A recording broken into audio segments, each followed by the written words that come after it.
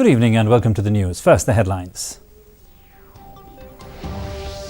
MDA names WANWEI KHARLUKHI as candidate for Rajya Sabha poll, slated for 26th March. Opposition condemns violence and demands for high-level probe in Ichamati violence. SSLC exams begin amid tense situation but records 99% attendance. And foundation stone for PA Sangma Integrated Sports Complex laid today on the 4th death anniversary of PA Sangma. News in detail. The Meghalaya Democratic Alliance government today named WANWEI KHARLUKHI as the candidate for Rajya Sabha. The election to the lone Rajya Sabha seat of Meghalaya is slated for March 26. The candidature of KHARLUKHI was announced by Deputy Chief Minister Praston Tinsong after the subcommittee constituted by the MDA recommended the name. Tinsong, who is the chairman of the MDA's subcommittee, informed media that KHARLUKHI's name was recommended as the candidate of the MDA for the Rajya Sabha election, but he refused to reveal some other names that the subcommittee scrutinized. He informed that though KHARLUKHI is the common candidate of the MDA government, he will contest on the symbol of NPP. Voting for the Rajya Sabha election will be held on the 26th from 9 a.m. to 4 p.m. and the counting of votes will take place at 5 p.m. on the same day. All the 60 MLAs of the State Assembly are voters in the Rajya Sabha election. The MDA partners. So, and how come I am to inform you that Dr. KHARLUKHI was unanimously selected by the MDA. Dr. WANWEI KHARLUKHI, W.R. KHARLUKHI, to be our official candidate for the election to the Rajya Sabha on the 26th of March 2020. Opposition leader Mukul Sangma slammed the ruling MDA government over the handling of the unrest in the city. Addressing a press conference, the opposition has demanded a high-level inquiry over the violence in Ichamati which has led to the unrest in the city. Condemning the suspension of internet, Mukul Sangma said that the government has failed to tackle the situation which has disturbed peace in the state. He further added that the state government's failure has led to ugly turn of events. Yes, we don't have to say it. Is it really necessary to ban social media? Is it necessary? Have we not run government in the past? We would like to see that the government has proper inquiry into the whole background which led to that unfortunate, avoidable incident which is condemnable by all, thereby vitiating the environment in the state,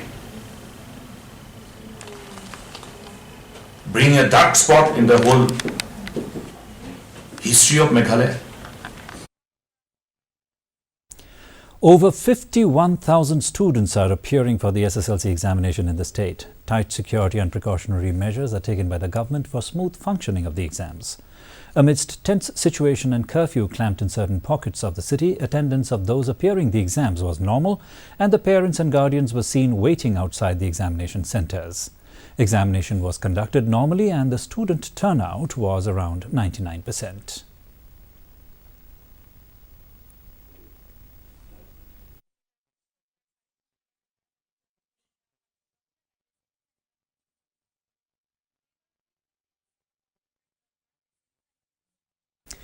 United Democratic Party wins 26 Langrin by election in Meghalaya. PIUS MARWEIN won Langrin constituency seat to the Khasi Hill Autonomous District Council by a margin of 6,979 votes.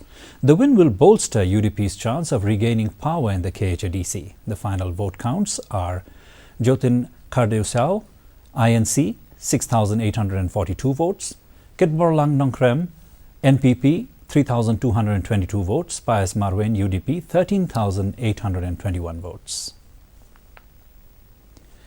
Meghalaya government calls for peace after violence in the state. The meeting was chaired by State Home Minister Lakman Rumbui, who expressed a keen desire to see the return of peace and normalcy in Shillong. The peace meeting, which was attended by various stakeholders including heads of religious and social organizations, almost a week after a violent incident in East Khasi Hills district claimed a life and triggered tension in the eastern part of the state.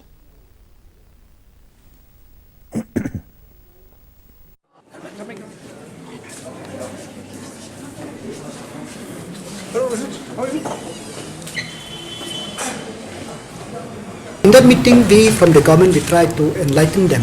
What is the step have been taken the government, and what step is the government to take, and in what way they can help us. We have to see that there's peace and tranquility return to the state of Meghalaya.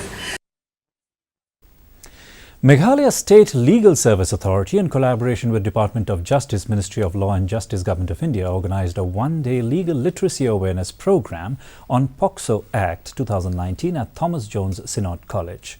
Albert Snee Lingdor, Project Coordinator of Legal Literacy Campaign, Department of Justice, Ministry of Law and Justice, Government of India, said the purpose for organizing the campaign was to sensitize the students on the POCSO Act 2019. The POCSO Act was enacted to protect children from sexual harassment and imbibe in them the spirit to fight back.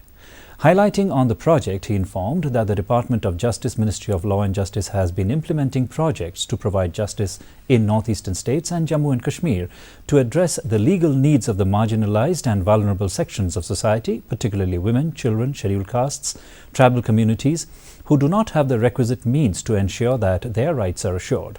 Legal service authorities are providing legal aid and legal empowerment of the marginalized in the 9 project states. The 4th death anniversary of former Lok Sabha Speaker P.A. Sangma was observed. He was fondly remembered and floral tributes were paid on his 4th death anniversary. Homage and respect was paid to the former Speaker from people from all walks of life. The foundation stone was laid by Chief Minister of Meghalaya, Conrad Sangma, along with his mother, Soradini Sangma, for P.A. Sangma Integrated Sports Complex at Tura Dakop. The statue of P.A. Sangma was unveiled in Tura today to honor his contributions to the state and national politics. Speaking on the occasion, Conrad K. Sangma said that his ideals continue to inspire us as we carry forward his vision for our state and nation. The Integrated Sports Complex Tura will be a 125 crore project and funded by the Government of India and the state government. This is the first of its kind in Meghalaya and Northeast, which will be dedicated for football. And a quick look at the weather now. The maximum temperature recorded was 17.8 degrees Celsius, the minimum 7.2 degrees Celsius. Relative humidity in the morning was 49%, while that in the evening rose to 52%. 1.4 millimeters of rainfall was recorded. The forecast: Shillong and its adjoining areas will have a partly cloudy sky. Well, viewers, that's all we have in this edition of the Bulletin. Join us again tomorrow evening for more news and updates.